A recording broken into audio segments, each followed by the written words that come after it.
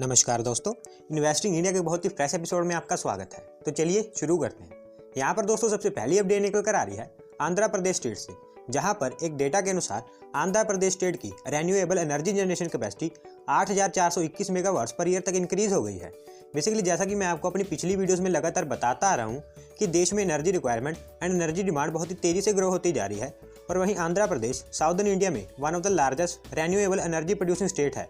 तो ऐसे में स्टेट गवर्नमेंट आंध्र प्रदेश में काफ़ी बड़े लेवल पर रेन्यूएबल एनर्जी सेक्टर में इन्वेस्टमेंट को अट्रैक्ट करना चाहती है, और साथ ही साथ बड़े लेवल पर रेन्यूएबल एनर्जी प्रोड्यूस करके उसको दूसरी स्टेट्स में बेच के रेवेन्यू जनरेट करना चाहती है। और इसीलिए आंध्र प्रदेश गवर्नमेंट लगातार उनकी स्टेट में रेन्यूएबल एनर्जी प्रोजेक्ट्स पर काम कर रही है। दोस्तों, आंध्र प्रदेश की इस total 8,421 megawatt renewable energy generating capacity में से सबसे ज़्यादा शेयर विंड एनर्जी प्रोजेक्ट्स का है, और दूसरे नंबर पर सोलर पावर और सोलर एनर्जी प्रोजेक्ट्स का है। और आने वाले समय में हमें ये दोनों शेयर्स लगातार बढ़ते हुए दिखाई देने वाले हैं। यहाँ पर दोस्तों अगली अपडेट निकल कर आ रही है न्यू दिल्ली रेलवे स्टेशन को लेकर। दोस्तों, जैसा कि आप जानती हैं कि रेल लाइन डेवलपमेंट अथॉरिटी और Indian railway station development corporation दोनों मिलकर इंडिया के कई सारे रेलवे स्टेशन को अपग्रेड और रिकंस्ट्रक्ट करने में लगी हुई है।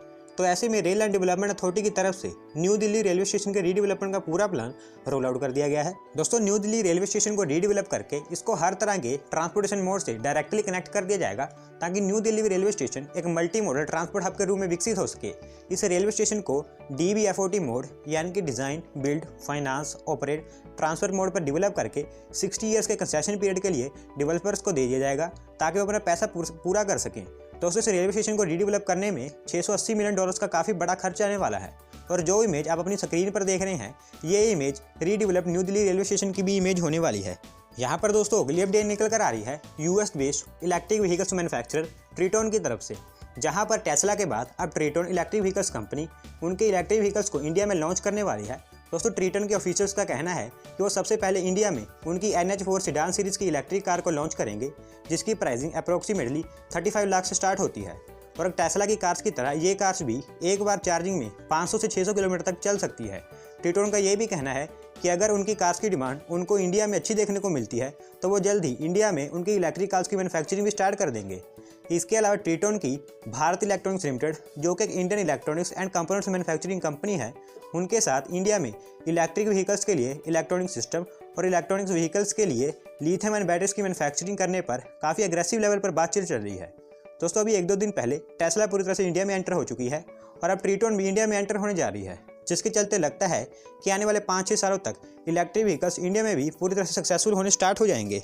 यहाँ पर दोस्तों अगली अपडेट निकल कर आ रही है इंडियन आर्मी की तरफ से, जहाँ पर defence research and development organisation यानी कि DRDO की तरफ से इंडियन आर्मी को एक newly developed machine pistol gun सौंप दी गई है। दोस्तों, ये मशीन पिस्टल पूरी तरह से मेड इन इंडिया है, जिसको DRDO की तरफ से डेवलप किया गया है। और ये machine pistol India's first indigenously developed ASMI machine pistol है। ये न्यू मशीन पिस्टल 100 मीटर की रेंज तक फायर कर सकती है, और इंडियन आर्मी जो करंटली 9mm पिस्टल को यूज़ करती है, उनको इस न्यूली डेवलप्ड मशीन पिस्टल से रिप्लेस कर दिया जाएगा। तो दोस्तों, यहाँ पर हमें इंडियन आर्मी की वेपन्स की लिस्ट में एक और न्यू वेपन ऐड होता हुआ दिखाई दे रहा है।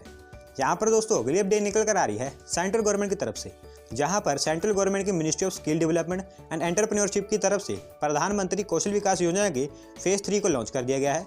दोस्तों, सेंट्रल गवर्नमेंट की इस विकास योजना को अक्रॉस दी कंट्री 600 डिस्ट्रिक्ट में लॉन्च किया गया है, जहाँ पर 2020 से 2021 के टाइम पीरियड के दौरान मोर देन 8 लाख स्टूडेंट्स को एजुकेट और ट्रेन किया जाएगा। प्रधानमंत्री कौशल विकास योजना के फेज 3 में 948.9 करोड़ का खर्च किया जाने वाला है, जिसके अंतर्गत अक्रॉस दी कंट्री 729 प्रधानमंत्री कौशल केंद्रों और मोर देन 200 ITIs में स्टूडेंट्स को एजुकेट और ट्रेन करके उनका स्किल डेवलपमेंट किया जाएगा। बेसिकली इंडिया को वर्ल्ड की स्किल कैपिटल बनाने के लिए गवर्नमेंट ऑफ इंडिया के द्वारा 15 जुलाई 2015 को इस प्रोजेक्ट को इंडिया में लॉन्च किया गया था। यहाँ पर दोस्तों अगली अपडेट निकल कर आ रही है इंडियन रेलवेज की तरफ से, जहाँ पर इंडियन रेलवेज के वेस्टर्न रेलवे जोन ने इंडिया में पहली बार इंडियन रेलवेज की फ्रेट ट्रेन को with all female staff crew के द्वारा ऑपरेट कर दिखाया है। दोस्तों, इस फ्रेट ट्रेन को महाराष्ट्र के वसई रोड से गुजरात के वडोदरा के बीच में चलाया गया था, जिसमें all female staff crew available थे। बेसिकली इंडियन रेलवेज में गार्ड्स और लोको पायलट्स की जॉब्स के लिए बहुत कम मात्रा में फीमेल कैंडिडेट्स अप्लाई करते हैं, क्योंकि उनको ये काम उनके बस के बाहर लगता है। लेकिन इंडियन रेलवेज के वेस्टर्न रेलवे जोन ने इस फ्रेट ट्रेन को पूरी तरह फीमेल स्टाफ के द्वारा ऑपरेट करके लड़कियों के लिए एक एग्जाम्पल सेट कर दिया है। तो दोस्तों, इंडियन रेलवेज के वेस्टर्न रेलवे जोन के द्वारा लड़कियों को इस तरह की जॉब्स के लिए अप्लाई करने के लिए प्रेरित करना ये एक बहुत ही अच्छा इनिशिएटिव है। यहाँ पर दोस्तों अगली अपडेट निकल कर आ रही है US based trade finance company drip capital की तरफ से, जहाँ पर ड्रिप कैपिटल ने cross border trade receivable financial transaction में $1 बिलियन का माइलस्टोन अचीव कर लिया है। बेसिकली ड्रिप कैपिटल एक small and medium enterprise trade finance company है जिसको वाई कॉम्बिनेटर, जो कि एक इंडियन स्टार्टअप फंडिंग कंपनी है, उनकी तरफ से बैक्ड किया गया है। दोस्तों कोरोना लॉकडाउन के कारण मार्केट में वर्किंग कैपिटल की डिमांड बहुत तेजी से बढ़ रही थी, और क्योंकि ड्रिप कैपिटल एक post shipment and trade finance company है, जिस कारण उनको लास्ट 3 क्वार्टर से लगातार उनके बिजनेस में 50% तक ग्रोथ देखने को मिला है, और यही कारण है कि उनको ये $1 बिलियन का माइलस्टोन अचीव हो गया है। तो दोस्तों आज की वीडियो में बस इतना ही। अगर आप अपनी तरफ से कोई अपडेट सबमिट करना चाहते हैं तो डिस्क्रिप्शन में दिए गए लिंक पर क्लिक करके सबमिट कर सकते हैं। और अगर आज की वीडियो पसंद आई हो तो वीडियो को लाइक करें, चैनल को सब्सक्राइब करें। धन्यवाद आपका वीडियो को देखने के लिए।